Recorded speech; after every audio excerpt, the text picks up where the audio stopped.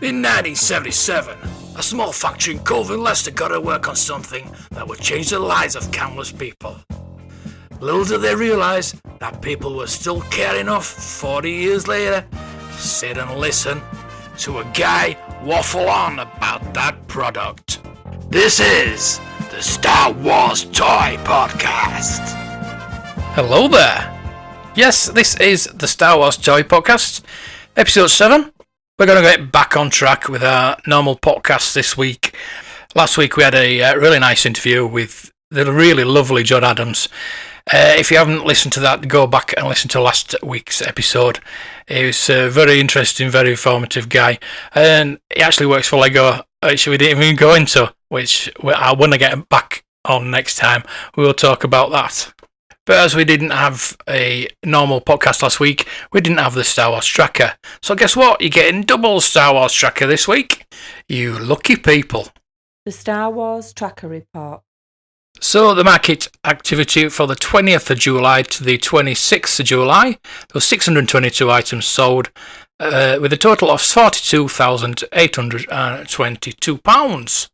The top 5 accessories were, at number 5 we have a 12-inch IG-88, very rare. It's Kenner Empire Strikes Back A, only one known version of the packaging, so very, very rare. Sold in the United States for $367, that's fairly cheap for a one-off item. At number 4 we have an Imperial Shuttle, very nice. Kenner Return of the Jedi A, Emperor Arrival Scene. Sold in the United States for $375. At number 3, we have a Jawa Sandcrawler. Kenner Loose. Sold in the United States for $660. At number 2, we have a TIE Bomber. Kenner Empire Strikes Back D Bubble Box. Sold in the United States for $1,605. That was a bit more than Hanson sold theirs for. And at number 1, we have the Millennium Falcon. Kenner Return of the Jedi A Luke Jedi Tatooine Scene. Sold in the United States for $3,000. And having a quick look at that item, it seems that it is has not been opened. It's unopened, so that's why it's gone for so much money. On to the top 5 loose figures. At number 5 we have a Boba Fett AFA-85. Kenner United States $310. At number 4, an R2-D2 pop-up lightsaber. Kenner sold in the United Kingdom for £251. I'm highlighting this one because I actually bought that one. So that's one of mine. Maybe I should put a little section in the podcast as to what I buy in the week. If that interests you, let me know. At number 3, Luke Skywalker Fanboy. Yellow hair, AFA-85. Kenner sold in the United States for $350. At number 2 is another pop-up lightsaber R2-D2, not mine this time. This is UKG-80. Kenner sold in the United Kingdom for £341. £90 more than I paid for mine. I know it's graded, so. So at number 1, we have a blue Snaggletooth with dent, UKG-75. Kenner sold in the United Kingdom for £368. On to the mint on card figures now. Number 5, Chewbacca AFA-80. Kenner Star Wars 12C. Sold in the United States for $737. Number 4, Ben Obi-Wan Kenobi. White hair AFA-80. Kenner Star Wars 12B. United States, $777. Number 3, we have a Chewbacca. A rare Harbert Star Wars 12A. Sold in Italy for €703. Number 2, we have another R2-D2, a Droids version this time. Glasslight. Very rare. Droids 7A. Sold in the United States for $1,000. So at number 1, we have a Luke Skywalker Fanboy, yellow hair, AFA-80, Kenner Star Wars 12C, sold in the United States for $1,500. So we're going to the latest tracker report now. It's market activity from the 27th of July to the 2nd of August. There was 910 items sold for £73,802, a bit more than last week. The top 5 accessories are Luke Skywalker 12-inch, Lily Ledy Loose, sold in the United States for $355. Number 4, we have Obi-Wan Kenobi, AFA 50, 12-inch obviously. Kenner Star Wars A picture box with window, sold in the United States for $413. Number 3, we have a Palitoy Death Star, Star Wars A cardback spherical playset, sold in the United Kingdom for £350. That's not too bad. Number 2, we have a Y-Wing Fighter, Kenner Star Wars C bubble box. It's the die-cast version, obviously. Sold in the United States for $443.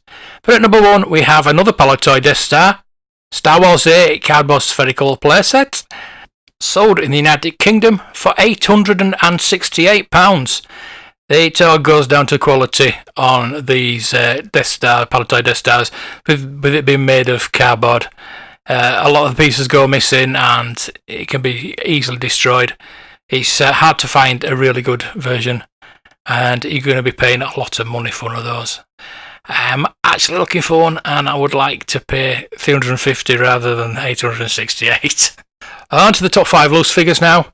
At number 5, we have C-3PO Droids, Kenner, sold it in the United States for $419. At number 4, Luke Skywalker Fanboy, DT Saber, AFA 85, Kenner, sold in the United States for $420. That's a bargain. Number 3, we have Seas From, Kenner, United States, and he sold for $452. Number 2, we have an R2-D2 pop-up lightsaber again, AFA 85, Kenner, sold in the United States for $660. But at number 1, we have another Luke Skywalker Fanboy DC Saber, AFA 75 this time. Remember the last one was 85, this is a 75. Sold in the United States for $873. Almost twice as much as the AFA 85. Yeah, says grading pays. So, finally on to the mint on card figures now.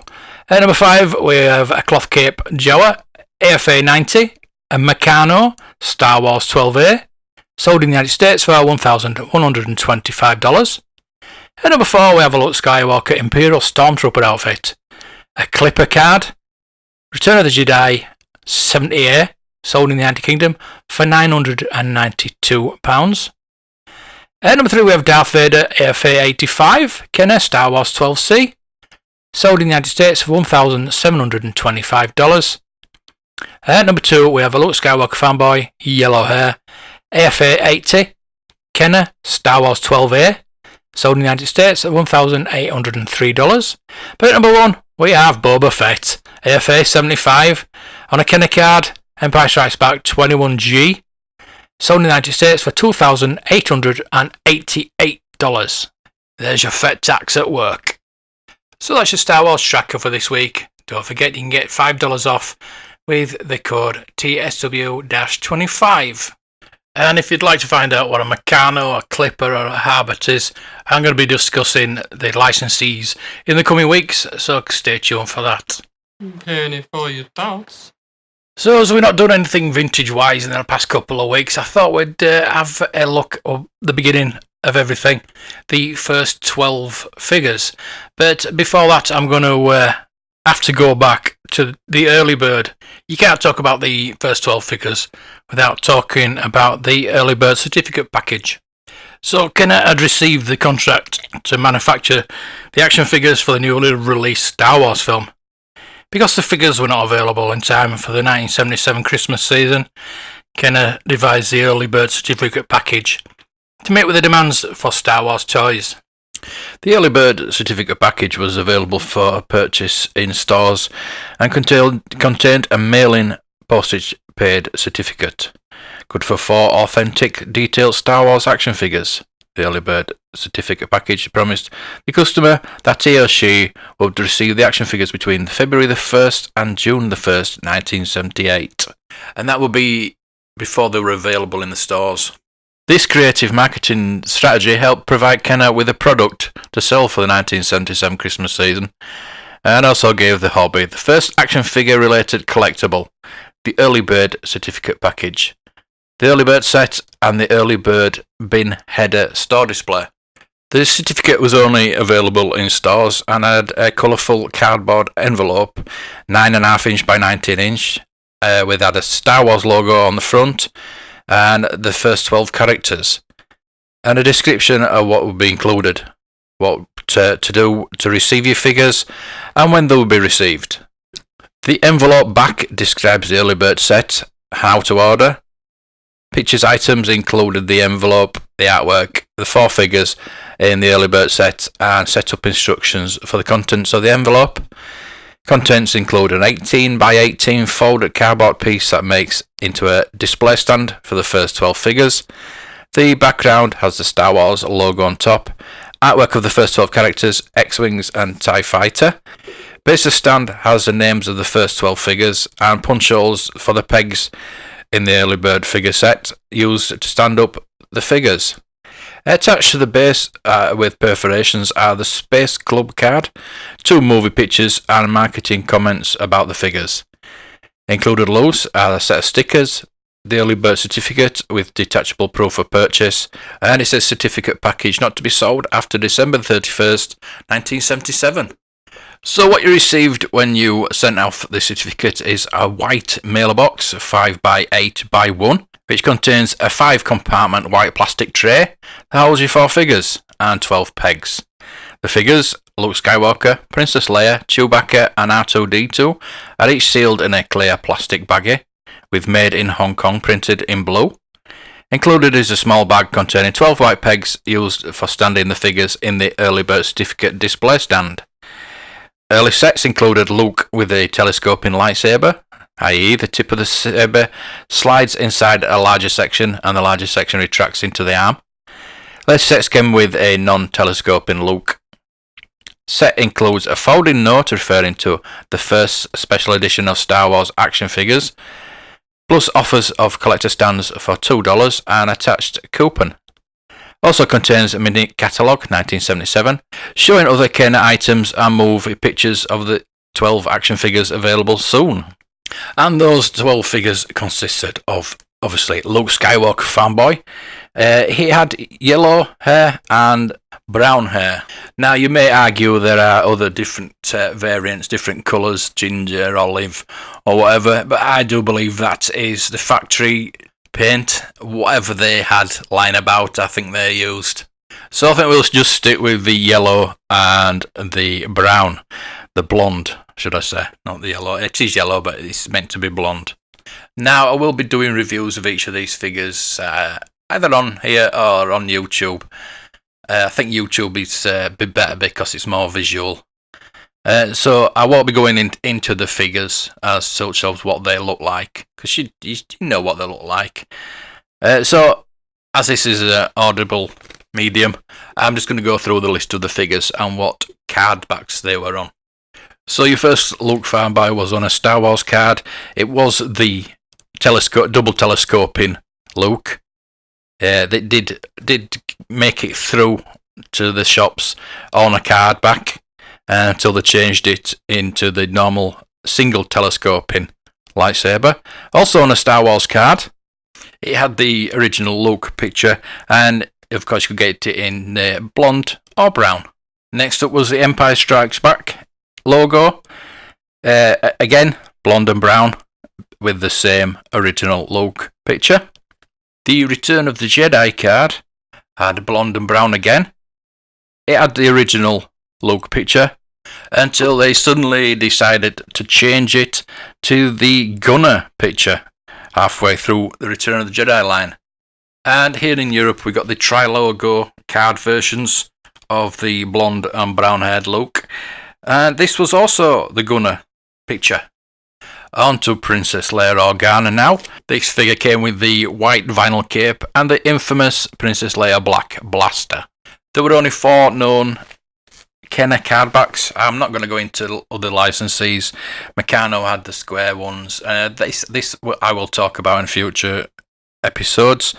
So he had the Star Wars, Empire Strikes Back, Return of the Jedi, and Tri-Logo cards. On to R2-D2 now, which is interesting because the first two, Leia and Luke, didn't have changes to their figures. They had different figures. So the R2-D2, you had a solid dome to start with. The early bird version was a deeper blue.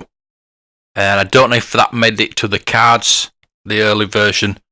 But he had a Star Wars card, Empire Strikes Back, of the solid dome, just with a picture of R2-D2, the original picture. But then when he got onto Empire Strikes Back, he got the R2-D2 with the periscope. And he got that on two different cards, Empire Strikes Back and Return of the Jedi. But then after the Return of the Jedi line, you got the Power of the Force and the Tri-Logo pop-up lightsaber R2-D2 when you moved his head round. Luke's lightsaber came out of his dome. Obviously on the Power of the Force card, you got an extra collector coin. And there's also a cartoon version of this pop-up lightsaber R2 on the Droids line, which again we will talk about in future episodes. So on to the fourth character in the early bird kit, and that was Chewbacca. Now the early bird kit had a green crossbow, whereas the carded version has a black crossbow. It can be quite hard to spot. It is a lighter colour with a bit of translucency. So you had the Star Wars and Empire Strikes Back logos with the original Chewbacca picture on the card. The Return of the Jedi card did start out with that original picture, then it swapped, probably the same time as Luke's swapped, just maybe as a marketing ploy. Those two figures never changed in the whole of the line. The picture itself looks like a publicity picture. Chewbacca is actually looking straight at the camera, and it looks a bit rougher around the edges. It looks his hair's not been biddle cream back. It looks like it's been pictured on Endor. So that would tie in with the Return of the Jedi. It also comes on the Power of the Force with the coin and the Tri-Logo with the same picture. So we've done R2-D2. We better do it C-3PO next, haven't we? It's like the R2-D2. This figure actually changed on the Empire Strikes Back line.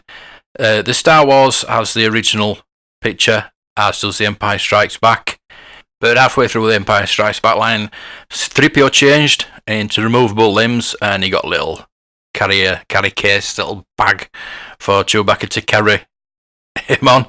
And that picture obviously changed on the Empire Strikes Back card to Chewbacca holding him. That's continued on the Return of the Jedi card, and on to the Power of the Force with the coin and the Tri-Logo. On to my very first figure now, and that is Darth Vader. Darth Vader has the original picture on the Star Wars cards. Obviously, the very first one came with the double telescoping lightsaber, but to find one of those, you'd be very, very lucky. So we got the normal telescoping Darth Vader on the Star Wars card, Empire Strikes Back card, and Return of the Jedi card with the same picture. Again, halfway through the Return of the Jedi line, the picture changed to the publicity shot of Vader pointing, and the picture actually changed back on the Power of the Force line, back to the original with the collector coin, and the Tri-Logo also went back to the original picture. On to Vader's mates now, the Stormtroopers. This picture never changed all the way through. On the 12 back, the 20, 21 back, Empire Strikes Back, Return of the Jedi, and the collector coin, Power of the Force. On the Tri-Logo, it was the same picture, but there are two Stormtroopers on the original picture, and there's just one on the Tri-Logo for some reason. It looks like he's holding a fire extinguisher with smoke coming out. So on to the next one, which is Uncle Ben. Now again with Ben Kenobi, we've got another variant. We've got the white hair and we've got the grey hair. Now obviously this started out with the double telescoping lightsaber, but that is the rarer of the three. So don't expect to find one of them at your local car boat. So again we had the same picture on the Star Wars Empire Strikes Back and Return of the Jedi cards. He's holding a yellow lightsaber, which is kind of strange, really. And again, the picture changed on the Return of the Jedi. There's a theme going there, isn't there? I think the marketing guys wanted a bit of a change. Maybe they had a stack of these figures left over and they just wanted to push them a bit more when sales were falling. The picture itself changed to a blue lightsaber this time, and Ben has his hood up and it looks like he's about to face Darth Vader on the Death Star. And that picture was used again on the Power of Force card and the Tri-Logo card. So on to Han Solo now, and we have another variant. We have a small head and a large head. I think people complained when the small head came out that his little pin head wasn't big enough, so they over exaggerated his head and made a big bulbous one. I do prefer the little smaller head, but you hardly see them about. They do seem to be a bit rarer than the big head. So again, the picture on the card didn't change from the Star Wars Empire Strikes Back Return of the Jedi lines. It's probably one of the best pictures on all of the card backs.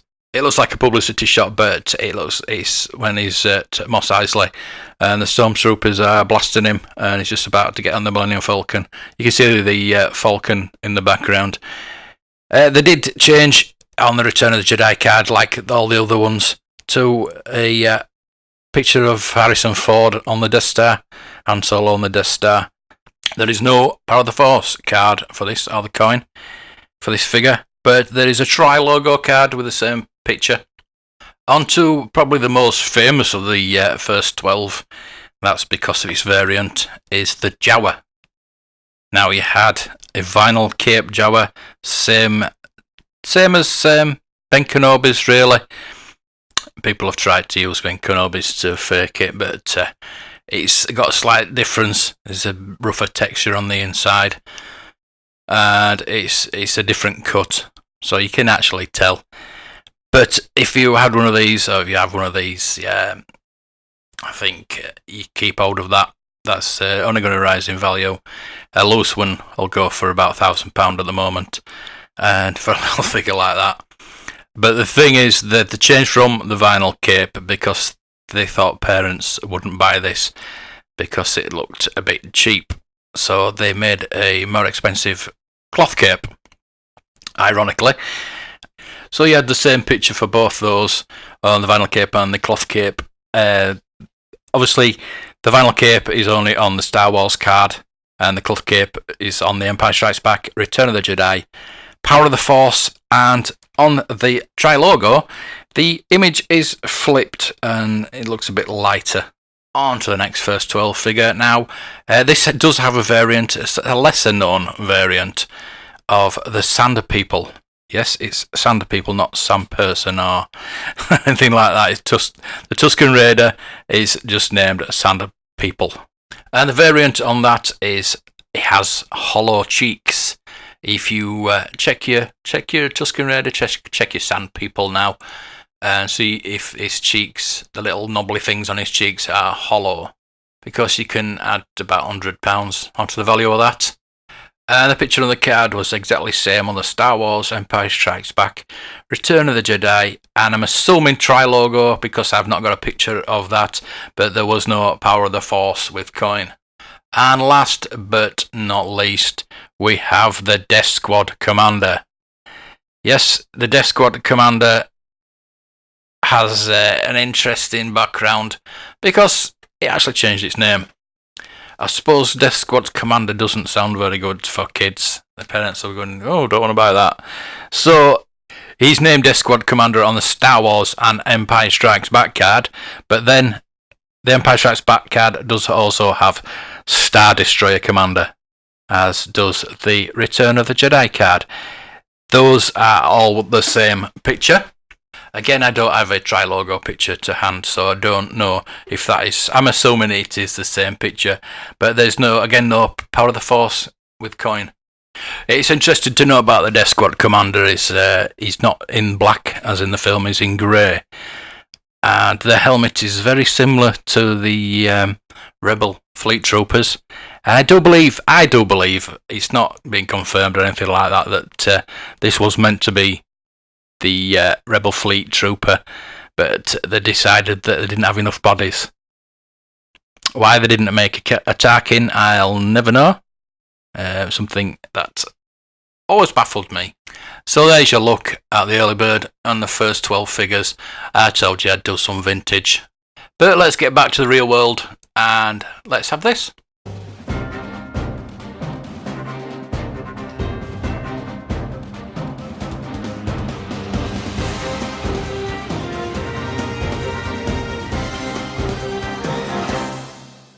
I'm going to start the news with a bit of a public service announcement. I'm looking for people who have big collections that are wanting to sell. I've just recently started working for an auction house, so I would like anybody with big collections to let me know. Get in touch with me. They're wanting to sell and get a really good price. It's a very high quality and reputable auction house.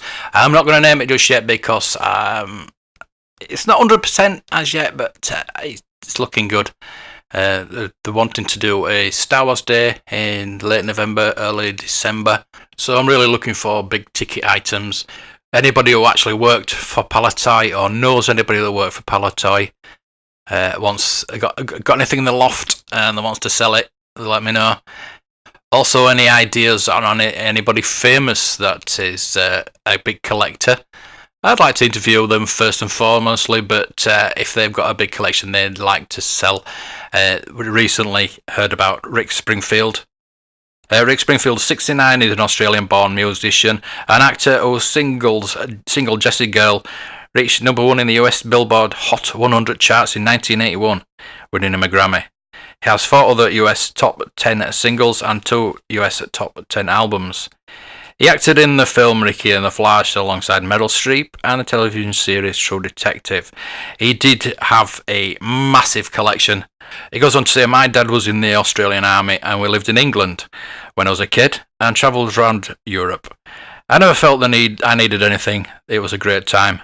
Mum would go to work if I wanted something for Christmas, and he goes on to say he was obsessed by Star Wars, and when he got his, I wouldn't say wealth, he did get quite a bit from his Jessie's Girl, I would have thought, and he bought Star Wars figures, which I think we all would do. But he claims he's made $250,000 selling his rare collection of Star Wars figures. So if I get somebody like that, I would be most pleased. If anybody knows anybody, can contact anybody on Twitter for me. That would be nice. I'm going to do some digging myself and see if anybody is interested in selling their wares. And indeed, if you out there want to sell any figures, loose, any 80s, 70s, 80s, or 90s toys, vintage toys, basically. Mainly Star Wars, obviously, because it's a Star Wars podcast. But anything is considered. He-Man, Ghostbusters, anything like that, Turtles. Drop me an email, blueharvesttoys@gmail.com, and we can sort something out.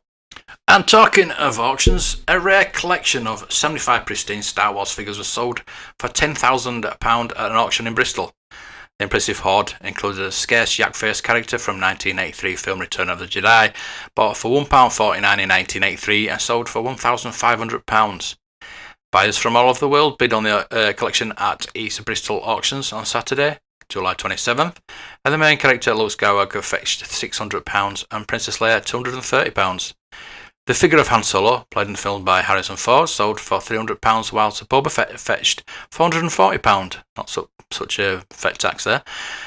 Although the collection of the figures earned £10,200 for the seller, who nearly lost them in a house fire. His house was gutted, but the figures survived because they were stored in a fireproof metal box in the loft. There you go, that's luck for you. Auctioneer Andrew Stowe said when Star Wars was released in 1977, every child wanted their favourite character in action figure form. Luke Skywalker, Han Solo, Princess Leia, and all the best sellers. But it's actually the smaller characters and lesser known characters that are usually the most valuable for collectors. One example is a rare Yak Face action figure. His original price in 1983 was £1.49, but the figures now command an auction estimate of £800 to £1,200. Yak Face is one of the last 17 figures ever released, and is very often deemed to be the rarest of the final instalment. Not really rare, it's because it didn't get sold in the US, it's just got that air about it. The one we have is new as the day it was made. Condition really is key, and it certainly is. Mr. Stowe added that the figures were sold by an anonymous vendor from Bath, Somerset.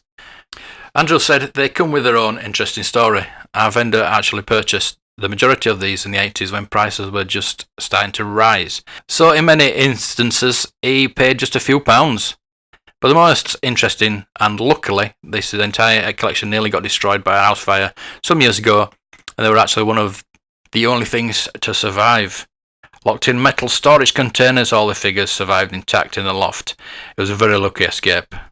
So there's a lesson for us all there.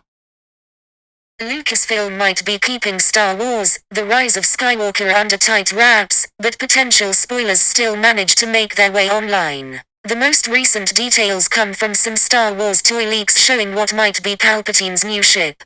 Star Wars fans on the Star Wars Leaks subreddit have been sharing this new ship called the Onager Star Destroyer, a seemingly massive ship formed in the shape of a hammerhead shark. The ship comes from the tabletop game Star Wars Armada, which also happens to feature another interesting ship called the New Republic Starhawk. What's interesting about the Onager Star Destroyer though is that it does seem to fall in line with recent rumors about Palpatine's secret army, which included a ship equipped with Death Star weaponry. Not only does it have a big groove running down the middle, but the Onager Star Destroyer seems to have a giant turret poking out from it as well. Fans on Reddit have drawn parallels with the design of the Onager Star Destroyer in the Death Star, calling the groove a trench for a trench run. The ship certainly seems very beastly, and it would be epic if it were to be included in Episode 9. However, having the Onager Star Destroyer in Star Wars Armada doesn't necessarily mean that it's going to be used in Lucasfilm's film franchise. It could be a separate ship intended just for the game, though we are really hoping it makes its way to the big screen. So what do we think about that? Is it going to be in Episode 9? Is it going to be a Death Star Destroyer? I really hope not, but I'd like to hear from you tabletop gamers about that. What you feel about that ship. Hasbro's The Vintage Collection, Return of the Jedi Jabba's Tatooine skiff vehicle was first announced at New York Toy Fair 2019 back in February, but the time has finally come to bring it home. You can grab one on Amazon for $39.99 with a release date set for tomorrow, the 1st of August. A companion skiff guard 3-pack with 3.75-inch scale Vism, Brock Starsha, and Vidanis figures is also available to order for the same price. As noted with the 3-pack, the skiff is scaled to accommodate 3.75-inch figures. It's also designed to tilt on its display stand. Additional features include movable rudders, an extendable gangplank, and an intact railing that can be replaced with a broken one that figures, like Luke Skywalker and Han Solo, can dangle from. You can even remove the deck panels to reveal engine details. The official description reads: from the comfort of his barge on Tatooine, Jabba the Hutt orders his men to make Luke Skywalker walk the plank of the desert skiff. Waiting below Luke is the mouth of the toothy desert monster, the Sarlacc. On board the skiff with Jabba's cronies and Skywalker are a few of the Jedi's trusted allies. Battle commences and Luke, Han Solo, Chewbacca, and Lando Calrissian attempt to fight off the Hutt crime syndicate and make their escape. With this Star Wars The Vintage Collection Tatooine skiff, the stage is set for fans to recreate this classic Return of the Jedi battle and imagine new adventures. So Hasbro are really pushing the Jabba sequence. The sail barge came out last year. I've not seen one. Apparently it's massive. I don't know anybody that actually got one or has the room to have one. But this skiff obviously is a bit smaller.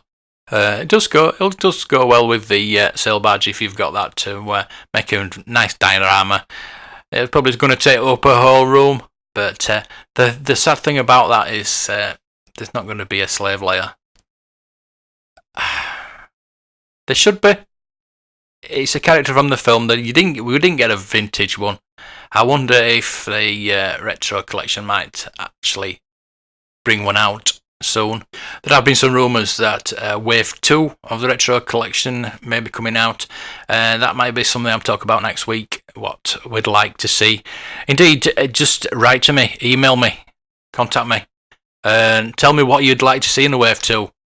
Maybe they'll go on to the Empire Strikes Back line. I don't know if they will, because they need to do the first 20. We'll definitely get a Boba Fett. They'll need one of those. But we didn't see the droids. Where were the droids? Maybe they'll do an Empire Strikes Back version of the droids. But I'll leave that up to you lot to choose what you'd like. And I'll discuss it next week. So until next week, get out there, get some vintage bought. Let me know where you buy it from, what you get. I'm really interested. I want to make a list of places that sell vintage. Get a list together and tell you lovely people what there is out there. So I've been Darth Mark, and you've been listening to the Star Wars Toy Podcast. Thanks for listening, and may the toys be with you. Somebody once told me the world is gonna grow me. I ate the sharpest tool in the shed. She was looking kind of dumb with her gander in the shape of an L on her forehead. Well, the deer start coming and they don't stop coming. Head to the rules and hit the ground running. Didn't make sense not to live for fun. Your brain gets smart, but your head hurts up. So much to do, so much to see. So what's wrong with taking the back streets? You'll never know if you don't go. You'll never shine if you don't glow. Hey, now you're an all-star. Get your game right. Car, babe. Now you're a rock star. Get the show down. Get paid. And all that glitters is gold. Moving stars.